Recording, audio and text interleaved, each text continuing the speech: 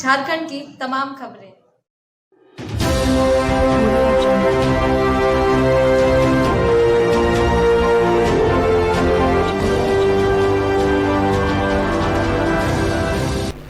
नमस्कार, आप देख रहे हैं सिटी न्यूज और मैं हूं आपके साथ छवि। देश के उप प्रधानमंत्री बाबूजी जगजीवन राम सच्चे सपूत और देश के अप्रतिम मसीहा थे। अपने संसदीय जीवन के कार्यकाल में उन्होंने दलित, शोषित समेत समाज के सभी वर्गों के लिए जो कार्य किया है वो चिरस्मरणीय है। उक्त बातें झारखंड क्रांति मंच के केंद्रीय अध्यक्ष शत्रुघ्न कुमार शत्रु के बाबूजी जगजीवन राम के 115वीं जयंती पर अपने विचार व्यक्त करते हुए कही। इस अवसर पर झारखंड प्रदेश कांग्रेस पार्टी के वरिष्ठ नेता गणेश रवि जी ने कहा कि मान सम्मान एवं स्वाभिमान के धनी इस देश के मशहूर स्वतंत्रता सेनानी एवं अपने शैक्षणिक जीवन के कार्यकाल से ही देश के लिए पूर्ण समर्पण और निष्ठा के साथ लड़ने वाले बाबूजी जगजीवन राम दलित, शोषित के और देश के मार्गदर्शक थे।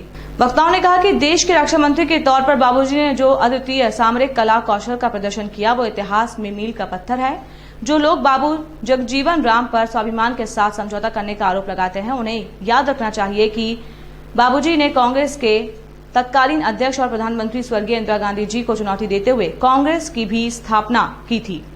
स्वतंत्र भारत में बाबूजी के अविस्मरणीय योगदान में से सबसे महत्वपूर्ण यह है कि विभिन्न मंत्रालयों के मंत्री के तौर पर बाबूजी ने SC, ST, OBC माइनॉरिटी वर्गों के लिए सरकारी नौकरी में जो प्रतिनिधित्व दिया वो सबसे बड़ा उनका योगदान है। अगर बाबा साहब अम्बेडकर ने संविधान की रचना की तो बाबू जगजीवन राम ने संविधान को अक्षरशः सही पालन करते हुए अपने लोगों को सरकारी नौकरियों में उचित जगह प्रदान करने का कार्य किया।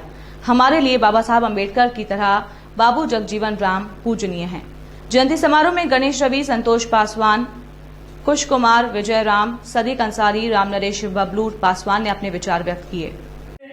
पूर्व प्रधानमंत्री, पूर्व रक्षा मंत्री, पूर्व खाद्यापूर्ति मंत्री, पूर्व संसदीय कार्य मंत्री के तौर पर बाबू जगजीवन राम जी जो इस देश के सच्चे सपूत, राष्ट्र रत्न, स्वतंत्रता सेनानी के साथ साथ संसदीय मामलों के अद्वितीय जानकार थे, आज बाबूजी के परम पावन 115वीं जयंती के अवसर पर हम उनके चरणों में कोटि कोटि नमन और विनम्र श्रद्धांजलि अर्पित करते हैं। हम ऐसा मानते हैं कि बाबूजी को इस देश का प्रधानमंत्री होना चाहिए था, लेकिन इस देश की जातिवादी, मनुवादी और सामंती लोगों ने कुचक रच करके बाबूजी को प्रधानमंत्री नहीं बनने दिया। इस देश में अगर परम पूज्य बोधिसत्व बाबा साहब अम्बेडकर ने संविधान की रचना करके समतामूलक समाज की नींव रखी तो बाबूजी ने वो संविधान पर चल करके संविधान को ज़मीन पर उतारने का काम किया था। बाबूजी ने अपने संसदीय जीवन काल में मंत्री के तौर पर शोषित, पीड़ित, उत्पीड़ित तबकों को जो सरकारी नौकरियों में स्थान दिया, समय समय पर उनकी आवाज़ बनी, उनकी लड़ाई लड़ी।